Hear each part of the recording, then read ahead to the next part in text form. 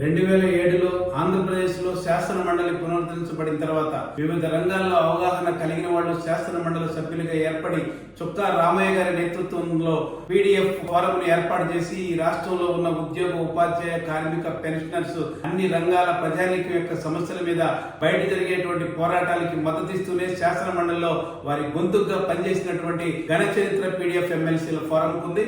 ఆ కోవలోనే రేపు 2025 ఫిబ్రవరి 7వ తారీఖున జరుగుతున్నటువంటి ఉత్తరాంధ్ర జిల్లాల టీచర్ ఎమ్మెల్సీ అభ్యర్థిగా పీడీఎఫ్ ఎమ్మెల్సీలు అలాగే బలపరిచినటువంటి అభ్యర్థిగా ఉన్నటువంటి కోరెట్ల విజయ్ గౌరి గారికి మొదటి ప్రాధాన్యత ఓటు వేసి గెలిపించాలని యూటీఎఫ్ రాష్ట్ర కమిటీగా కోరుతా ఉన్నాం. విజయ్ గౌరి గారు ఉద్యమ నాయకురాలుగా ఉన్నారు. విద్యార్థి దశ నుంచే అభ్యుదయ భావాలు కలిగినటువంటి నాయకురాలు. వివిధ రంగాల మీద పూర్తి అవగాహన కలిగిన విజయ్ గౌరి గారికి మొదటి ప్రాధాన్యత ఓటు వేసి పీడీఎఫ్ ఎమ్మెల్సీల యొక్క బలాన్ని పెంచడం ద్వారా ఈ రాష్ట్రంలో ప్రభుత్వ విద్యారంగాన్ని కాపాడేదాని కోసం మీరందరూ ప్రయత్నం చేయాలని చెప్పి కోరుతా ఉన్నాం.